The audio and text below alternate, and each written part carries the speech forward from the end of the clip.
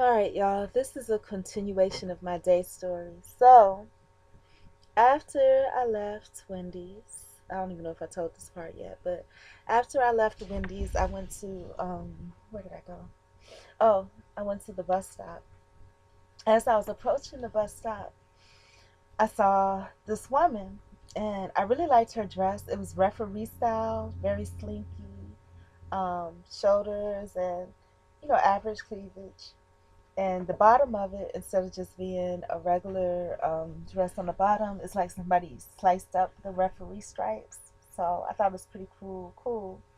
And I liked the woman's bag that she had. It didn't really match what she had on, but and that's how I kind of knew that maybe she was homeless or something like that. Because it's always something, you know, we like nice things, but it's always a little something off.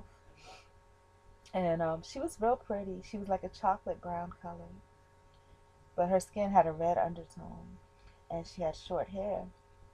And so I complimented her, and I noticed that as I was walking towards her, the two buses had passed by as well, and she didn't get on either of them. So I knew she was just kind of hanging out for one reason or the other. What the heck? For one reason or the other, and so there was a bus bench there, and there was a man that was laying on it, and I couldn't tell it was a man at first because he was all covered up in blankets, and it was a shopping cart. Let me tell you this about, you know, being homeless, and when you see people like, and you don't think it's hot or you don't think it's cold, and they have on big jackets and coats and sweaters, and you're like, oh, they must be a crackhead. They don't even feel the temperature. No, that's not true at all. And I know because, homelessness is something that I'm familiar with through the system. But falsely accused, convicted, court ordered to a homeless shelter. Um, but it's not that. It's that because you're warm, because you're just going from your house to your car, to your job, you don't feel the cold. But when you're out there the whole time, your body temperature is dropping and dropping. And not only at that, even if it is a warm day and they have jackets and coats and sweaters, it's because at night, if you're sleeping outside, the temperature drops a whole lot. So you have to have something to keep yourself warm. So y'all need to stop that. I hear people say that all the time, and I'm just like, what? But anyway, so there was a man that was there was some there. I saw like a big shopping cart and blankets and stuff, and I wanted to sit down, so I sat like way on the corner. And at first, the man, I noticed I could see his whole behind, like the whole top half of his butt, and I was at first a little turned off. But then I realized, yo, this guy's out here trying to make it. Don't even you have to turn that off. That part of you. And so I was sitting there, and eventually he got up, and then I thought about it. I wanted to show him consideration. So I was like, hey, how you doing? I said, I hope I didn't wake you up. I was trying to be quiet. He was just like, no, and he explained to me that he has to get up every few or so because his side starts hurting. Oh, and I told him, yeah, I understand that I have to do that too. Then he also shared with me that he was paralyzed on the other side of his body. So he couldn't even switch sides. And he got paralyzed because he got robbed and mugged in New York, shot in his head, and he had a stroke. And when I looked at him, when he took his, he was a heavy set man, about my complexion, with like curly hair, like nice hair, like, okay, I shouldn't say nice hair because what is nice hair, but with hair that was curly but not frizzy, but not really, and it was cut short. And I could tell that, if he wasn't so big, probably like if I wasn't so fat, he was probably pretty attractive, and I sympathized with him. I was like, well, at least you're down here where it's warmer, blah, blah, blah. And we started talking about homelessness and perceptions and things like that. And it was a very open and releasing conversation. And ironically, prior to that, as I was walking down there, um, after all that happened with the guy at the bus terminal, and I was just like, no, I'm trying to talk to this other person right now.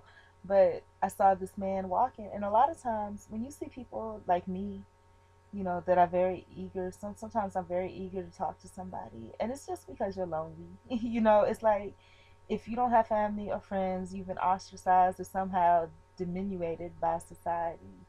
through the homeless system, this, that, or the other. It's like it's almost like you don't have a real friend in the world, or even if you do, you're just outreaching for something normal, something not even normal, because normal is abnormal these days, but you're reaching out for something that's familiar to you from your past life, from before all this crazy stuff happens. So when you have homeless people or people that just walk up to you and start talking to you like that, that's why. They're trying to reach out and hopefully touch, a part of their life that is long gone by talking to you, you know, true story. So, as I was walking, I'm, interview dressed or whatever, and, I saw this man, and I knew he was probably homeless, mostly everybody, and I loved the Lauderhill area, by the way, but mostly everybody there, is somehow indigent, and, but the houses there are nice, and they're all HUD houses and things like that, but so I saw the guy and I thought to myself how I would really like to have a conversation with him because I just wanted a conversation. But then I thought about how that would appear, and that's why probably I get treated the way I do because I'm too open. And so what happens is that someone might look at me and think I look nice, but then I'm so open and so friendly. They're like, "Oh, she must be trash," or they associate that with something else. But it's not. It's just a woman just longing for conversation. And so I didn't say anything, and immediately as he walked past, I smelled the odor. But it's like I really wanted a conversation. I want to know about people. I want to know what makes them happy, what makes them sad, what makes them tick, their experiences. That's what I want to know. I want to get to the heart of the matter. I don't want to talk about who got the best shoes or the biggest butt. That's so stupid. You know, who cares? Who cares? So, that's when I continued on and I started talking to him about that. And then you can see the lady started listening to our conversation too, you know. But that was a real conversation. I loved it. And here's the transition to the next part of the story. Is there a next part of the story? Not really. But I guess that's the end, except for my religious stuff that I'll read in a minute later. But so the lady, she was just like, "Are you waiting on a bus?" And I was like, "Yeah." She's like, "Here it is," and it's just passed. And I ran it down and left my purse and how to get it and all of that. So I'm gonna tell y'all, I had a really blessed day. It didn't serve the purpose that was intended, but it served the best purpose of all. And that's what God intended. I learned a lot about other people. I learned a lot about myself.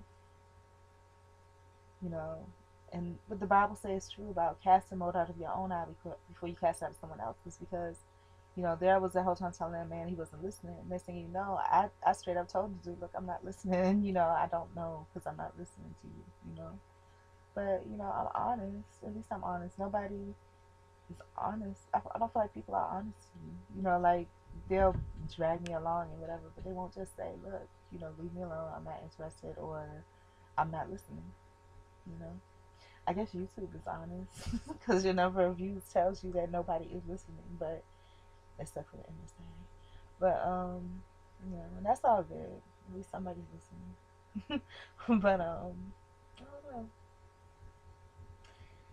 So that's it. The next segment will be, the cards and stuff that I read that really related to my day a whole lot. And it might be even better and more in depth in this story.